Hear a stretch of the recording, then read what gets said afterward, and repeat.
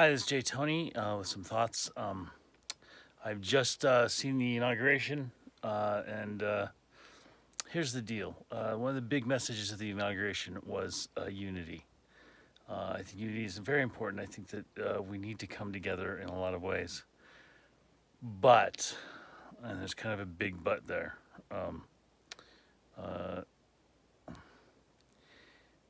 Let me put it this way.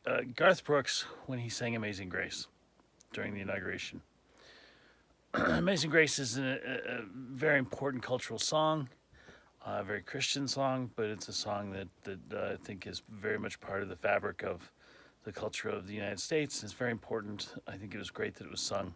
No problem with that. At the end of the song, last verse of the song, Garth Brooks says out to everybody, I'd like you all to sing this last verse, and not just the people here, but everybody at home, so that we all can sing together as one. This is indicative of the problem with unity, and that is that it's unity of the people who are seen by the people in power. A lot of us aren't seen. A lot of us are ignored. It's the whole point of Black Lives Matter, is that black people aren't seen by white people in this country. They're treated as if their lives don't matter.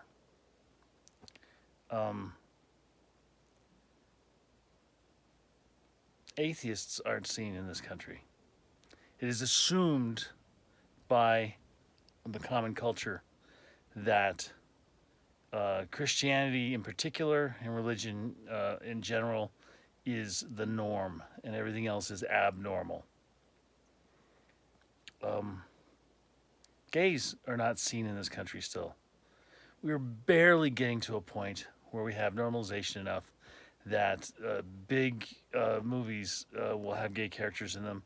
Even a big movie that came out at Christmas time normalized gayness in a way that I've never seen before.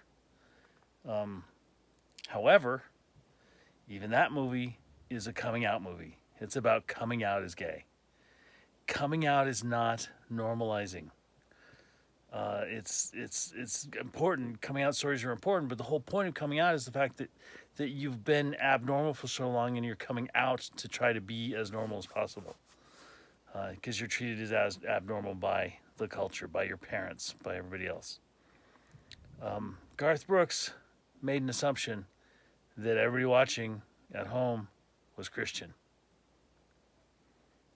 and that we would sing that song in Christian unity. Tired of being left out. Tired of the amount of God in that inauguration without any reference to those of us who don't believe. Clearly, black people in this country are tired of being left out. Completely, angrily tired of being left out. Gays are completely tired of being left out. I certainly expect pride parades to become more aggressive in the future. And don't blame them one bit. I don't want to reach across the aisle to people who want my existence to end. That's not unity to me. It's not my job to teach them that I'm a human being and I deserve to be a human being. Unfortunately, we have to do that. But, sometimes to become unified, you have to cut some things out. And I'm wondering when we're going to finally get to a point where we make it socially as unacceptable to be a bigot as it once was to be gay or to be black. I'm wondering when that time is going to happen. When it's going to be more culturally unacceptable to disparage people who do not believe in God. I just want to know when we're going to make that be the norm.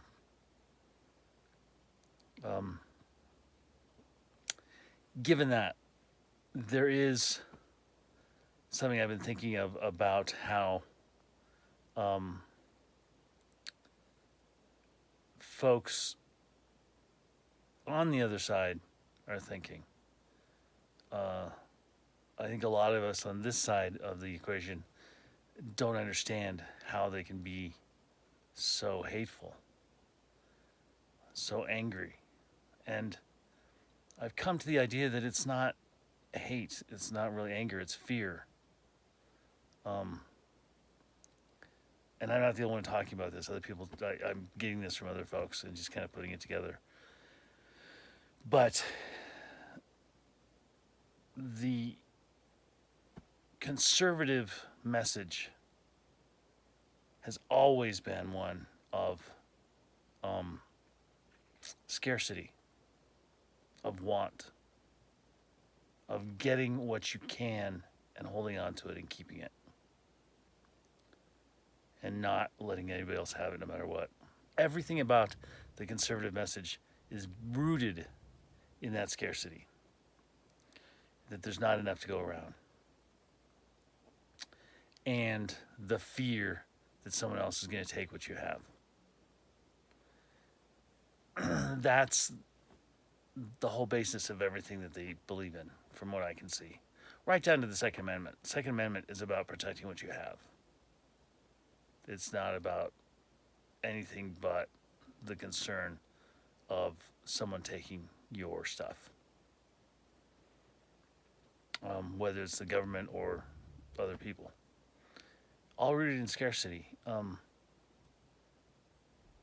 And the fear of that scarcity. In general, we treat people differently who are afraid than people who are hateful, people who are angry.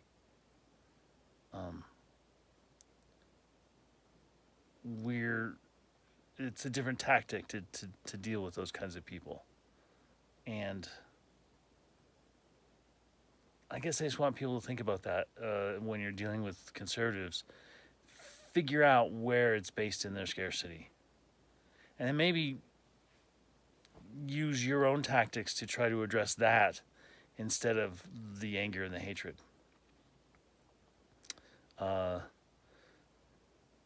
Militant Christianity is about being afraid that someone's going to take away Christianity. So maybe talk to that. The fear of taxes is about people taking things away. Even if you're talking about taking away from billionaires, they protect billionaires. They protect the people who are hoarding money, hoarding it against the rest of us, because they don't want the chances of the government or anybody else taking their stuff away, so they can't allow the government or anyone else to take anybody else's stuff away.